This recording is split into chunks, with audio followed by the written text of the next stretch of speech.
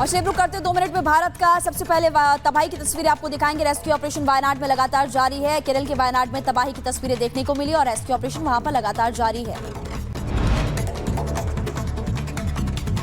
आगे बढ़ते थे, जम्मू कश्मीर के पुंछ में भारी बारिश से नदी में उफान आ गया है। पानी में फंसे 2 बच्चों का पुलिस ने रेस्क्यू किया, रस्सी के सहारे नदी पार करवाया गया। उधर जम्मू कश्मीर के गांधरबल में आसमानी आफत देखने को मिली। कंगन के कफशेरान में बादल फट गया और बादल फटने से तबाही का आलम।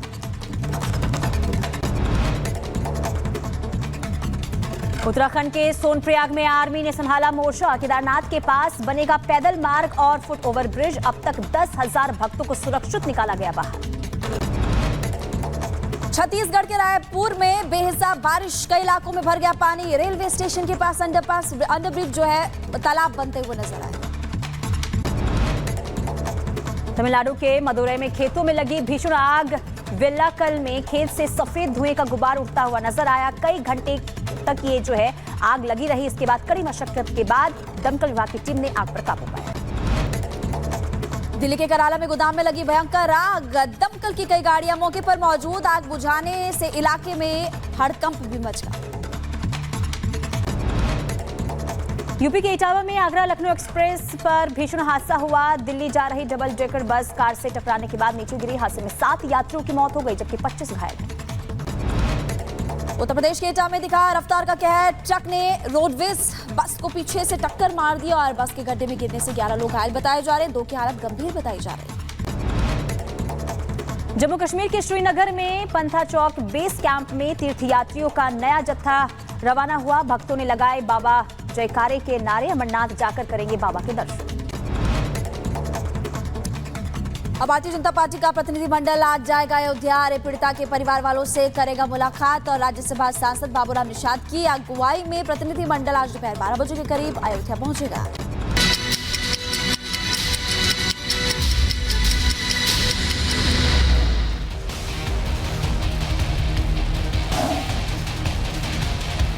मैं यहां नौकरी करने नहीं आया हूं, कतई नहीं।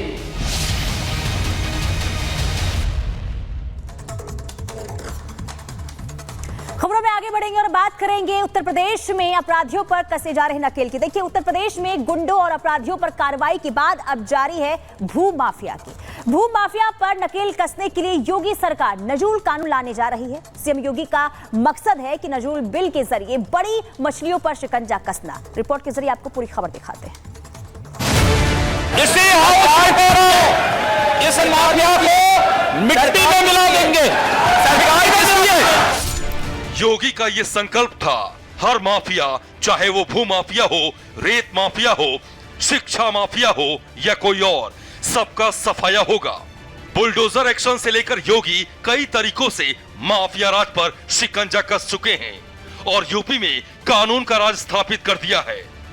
मगर माफियाओं का संपूर्ण सफाया करने के लिए बाबा ने अब मास्टर स्ट्रोक चला है। यूपी में नजूल विधेयक लाया गया है। फिलहाल ये बिल विधानसभा से पास होकर विधान परिषद में पेश हुआ और फिर इसे प्रवर समिति के पास भेज दिया गया। लेकिन योगी का ये फैसला सियासत के केंद्र में है, क्योंकि योगी का मकसद क्या है नजूल विधेयक लाने का और कौन नहीं चाहता है ये बिल पास हो। इस रिपोर्ट में पूरी कहानी बताएंगे, लेकिन सबसे पहले सीधे शब्दों में समझ लीजिए कि नजूल की जमीन होती क्या है जिसको लेकर ये बिल लाया गया है। ब्रिटिश काल में आंदोलनकारियों की जब्त जमीनें, अंग्रेज जमीनों को अपने कब्जे में लेते थे। आजादी के बाद वही जमीनें नजूल कहलाईं। नजूल की जमीनों पर राज्य सरकारों का कब्जा है। सरकारें नजूल की जमीनें लीज पर देती हैं, लेकिन भूमाफियाओं ने इस पर कब्जा कर लिया है। ऐसा 1-2 जगह नहीं, देश भर में है। तभी तो यूपी में माफिया से जमीन मुक्त कराने के लिए योगी ने ये प्लान तैयार किया है। योगी ने ऑपरेशन नजूल इसलिए शुरू किया क्योंकि इससे भूमाफिया और जमीन कब्जा करने वालों पर शिकंजा कसेगा।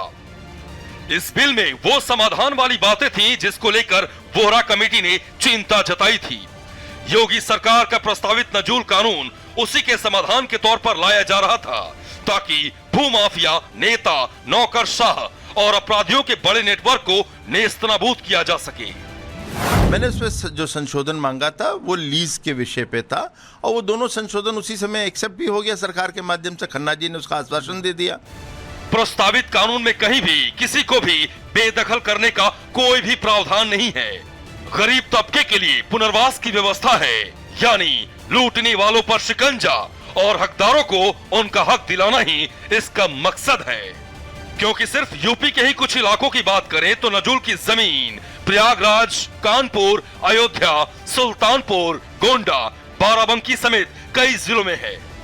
यूपी में नजूल की जमीन लगभग 75,000 एकड़ से ज्यादा है और इस जमीन की कीमत करीब 2 लाख करोड़ से ज्यादा है। सिर्फ प्रयागराज के जरिए आपको समझाते हैं कि नजूल का नेक्सस कैसे काम करता है। नजूल की जमीन पर सिविल लाइंस 100 से 250 करोड़ का एक बंगला, सर्किट रेट का सिर्फ 10% देकर फ्री होल्ड, कम से कम 4,000 एकड़ जमीन फ्री होल्ड, भूमाफिया के निशाने पर नजूल की जमीन। वैसे जिन लोगों ने इस जमीन पर कब्जा किया है और जिनको इससे मुनाफा मिलता है वो क्यों चाहेंगे कि ये बिल पास हो? वैसे बीजेपी और उसकी सहयोगी पार्टियों में भी विरोध के स्वर उठ रहे हैं। इसको कुछ लोग ऐसे सोच रहे हैं कि सरकार का विरोध किया गया है। सरकार का विरोध नहीं, इसको बिल को और बेहतर करने की ज़रूरत है। उसी के बारे में हम लोग की कमेंट थी कि जो गरीब लोग रहते हैं, जिन लोग लीगली वहाँ पे रहते हैं, जिन्होंने पैसे जमा किए हुए हैं, उनके भी प्रॉपर्टी राइट्स इंश्योर होने चाहिए और उसी लिए सरकार ने बहुत पॉजिटिव कदम उठाया है कि प्रवर समिति को भेज दिया है। सियासतदानों के लिए ये मुद्दा सिर्फ राजनीति का नहीं है, बल्कि इसके पीछे अरबों का कारोबार है। क्योंकि अभी नजूल भूमि को फ्री होल्ड करने का कोई कानून नहीं है। करोड़ों की जमीन कौड़ियों के भाव फ्री होल्ड हो रही है। भ्रष्टाचारियों का संगठित गिरोह भी जमीनों पर कब्जे की आड़ में मोटा पैसा कमा रहा है। ऐसे नेटवर्क को ही योगी सरकार का कानून नेस्तनाबूद करेगा। अदालतों में नजूल को फ्री होल्ड कराने की लड़ाई चल रही है और उसको ऐसे समझिए, अदालत में 312 मुकदमे, पेंडिंग केस करीब 2500, फ्री होल्ड 25% जमीन, यानी सख्त कानून के जरिए ही इसका हल निकलेगा, वरना ये खेल यूं ही चलता रहेगा। लेकिन योगी ये नहीं चाहते कि सरकार की जमीन, गरीबों के हक की जमीन पर कोई भूमाफिया कब्जा करे, कोई इसे अपनी बपौती समझकर मलाई काटे और सरकार से लेकर जनता परेशान रहे। Bureau report, Republic Bharat. वक्फ बोर्ड पर चाबुक चलाने की तैयारी में केंद्र सरकार, इससे जुड़ी हुई बड़ी खबर का सबसे पहले रुख करते हुए देखिए बड़ी खबर आपको बता रहे हैं कि खबर मिल रही वक्फ बोर्ड के अधिकारों में कटौती की तैयारी केंद्र सरकार कर रही है और सोमवार को संसद में इससे जुड़ा हुआ बिल लाया जाएगा और वक्फ बोर्ड पर बिल केंद्र सरकार लाएगी। बड़ी खबर इस वक्त हम आपको बता रहे हैं और ये भी आपको बता दें कल संसद में बिल पेश किया जा सकता है। वक्फ बोर्ड के अधिकारों में कटौती को लेकर बड़ी खबर इस वक्त हम आपको बता रहे हैं और ऐसे में यहाँ पर वक्फ बोर्ड पर चाबुक चलाने की तैयारी में अधिकारों में कटौती होगी, संसद में बिल केंद्र सरकार लाएगी। इससे जुड़ी हुई बड़ी खबर आपको बता रहे हैं कि अधिकार कम होंगे, वक्फ बोर्ड पर नकेल कसने की तैयारी केंद्र सरकार करते हुए नजर आ सकती है।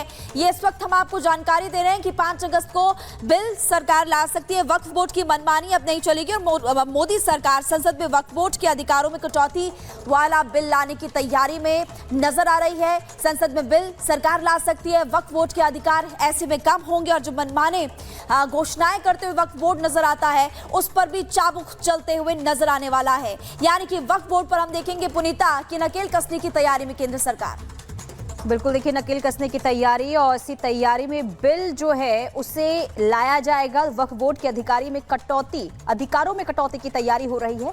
वक्फ बोर्ड पर बिल अब केंद्र सरकार लाने जा रही है। कल संसद में ये बिल पेश हो सकता है। लेकिन देखिए लगातार जिस तरीके से नकेल कसने की और एक लगातार जो है लगाम लगाने की कोशिश सरकार की तरफ से रही है, उसी कड़ी में ये बड़ा कदम कल बिल लाया जाएगा। देखना यही होगा कि आखिर किस तरीके से इस बिल पर चर्चा होती है, कैसे, क्योंकि लगातार विपक्ष जो है तमाम मुद्दों को लेकर हंगामा संसद के अंदर करता हुआ नजर आ रहा है। ऐसे में कल ये बिल जो है लाया जा सकता है और वक्फ बोर्ड के अधिकारों में कटौती की तैयारी अब सरकार कर रही है और यही वजह है कि केंद्र सरकार की तरफ से अब बिल जो है वो लाने की तैयारी हो रही है। कल इस बिल को पेश किया जाएगा। देखिए, बिल के मुताबिक सरकार वक्फ बोर्डों के उस अधिकार पर लगाम लगाना चाहती है जिसके तहत वक्फ बोर्ड किसी भी संपत्ति को वक्फ बोर्ड की संपत्ति घोषित कर देते हैं और इसके बाद उस संपत्ति को वापस लेने के लिए जमीन के मालिक को कोर्ट के चक्कर काटने पड़ते हैं। तो इस पर अब आपको बता दें कि यहाँ पर फिलहाल फैसला हो सकता है। और गणेश हमारे साथ लाइव जुड़ चुके हैं। गणेश, केंद्र सरकार की ये तैयारी हो रही है, वक्फ बोर्ड के अधिकारों में कटौती को लेकर कल बिल लाया जाएगा,